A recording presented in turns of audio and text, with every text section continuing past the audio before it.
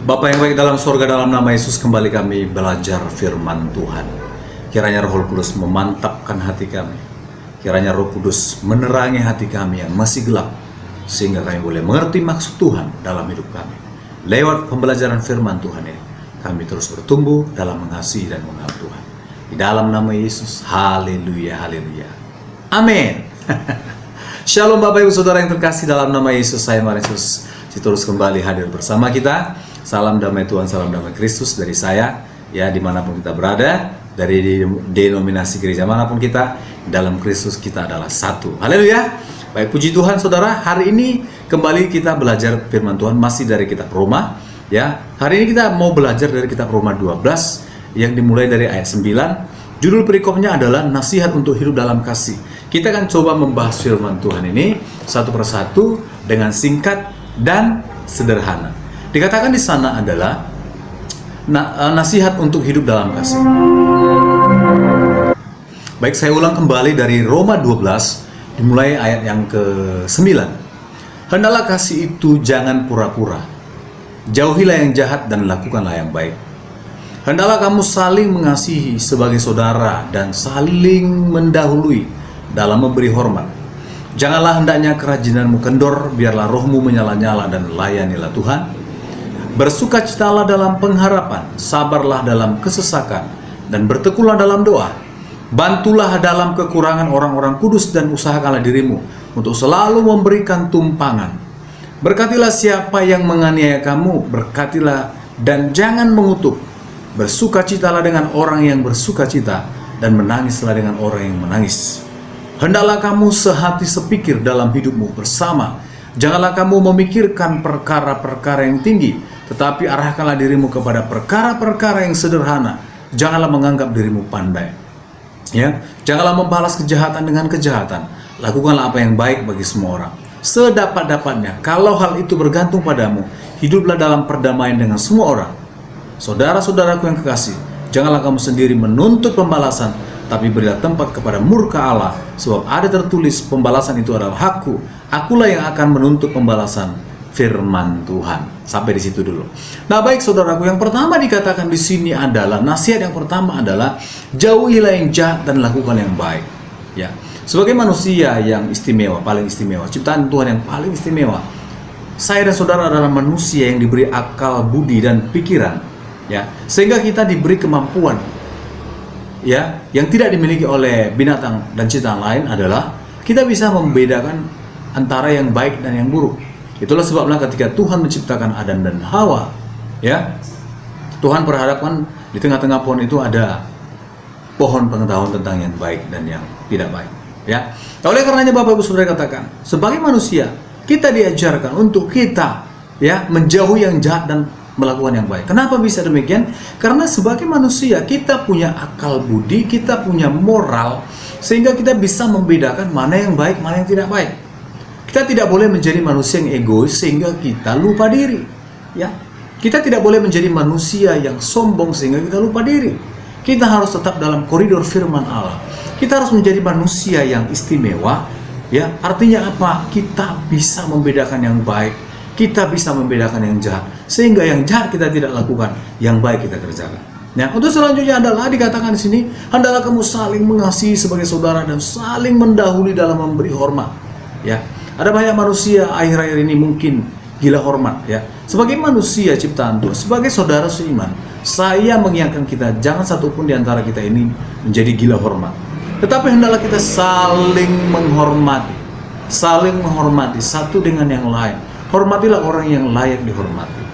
Berilah hormat kepada orang yang layak dihormati, ya.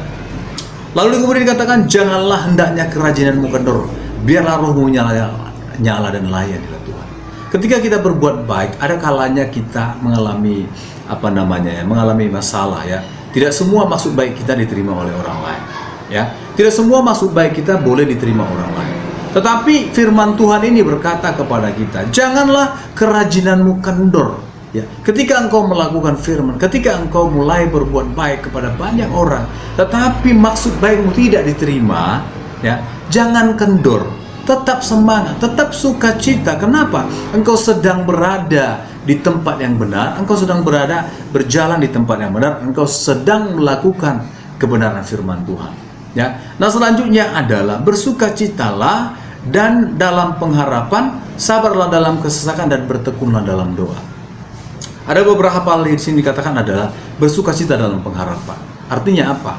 Apapun yang engkau harapkan, apapun yang saudara harapkan hari-hari ini, mungkin belum tercapai, sukacita saja. Percayakan semuanya ada di tangan Tuhan.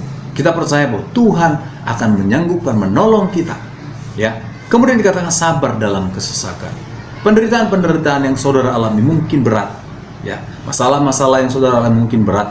Persoalan-persoalan saudara alami mungkin berat, baik di dalam pelayanan, pekerjaan, dalam rumah tangga, dalam studi saudara. Apapun itu, mari belajar untuk boleh senantiasa bersabarlah. Ya, latihlah dirimu untuk bersabar. Kuasai emosional, kuasai kejiwaan, ya, bersabar, belajar bersabar. Kemudian dikatakan adalah dan layanilah Tuhan. Ya, ketika ada masalah jangan berhenti melayani Tuhan. Ketika saudara dalam kesesakan, dalam keberatan, jangan berhenti melayani Tuhan. Kenapa? Karena Tuhan ada di dalam kita. Karena kita adalah wakil Allah, ya.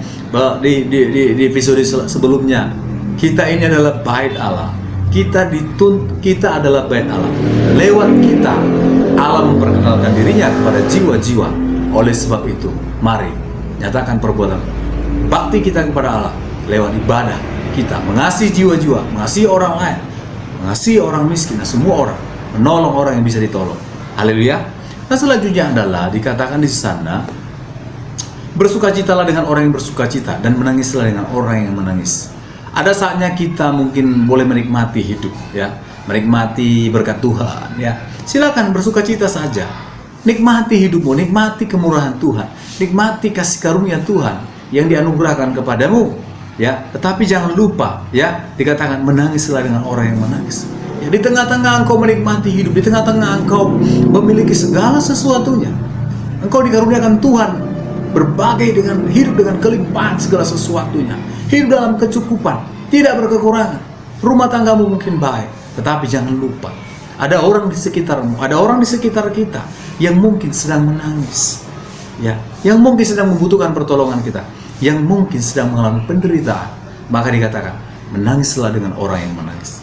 Mari kita turut empati, berempati, turut merasakan. Sebagai manusia yang punya akal dengan moral dan budi pekerti, kita harus bisa merasakan penderitaan orang lain. Mulai belajar. Haleluya Bapak Ibu Saudara terkasih. Kemudian dikatakan, hendaklah kamu sehati sepikir dalam hidupmu bersama. Jangan kamu memikirkan perkara-perkara yang tinggi, tapi arahkanlah dirimu kepada perkara-perkara yang sederhana. Janganlah menganggap dirimu pandai. Haleluya. Hendaklah sehati sepikir. Ya, beda kepala, beda isinya. Ya, beda orang, beda pengalaman, beda didikan, dan beda banyak perbedaan. Oleh dikatakan jangan berpikir terlalu tinggi. Artinya apa? Mari belajar menyamakan, belajar mempersatukan, ya, belajar menyederhanakan. Kalau kita, ya, terjun dalam satu mungkin diskusi atau mengambil keputusan, mari pilih keputusan yang bisa mensejahterakan semua orang. Jadi tidak mensejahterakan satu orang. Mari pilih keputusan yang bisa mendamaikan, mensejahterakan banyak orang.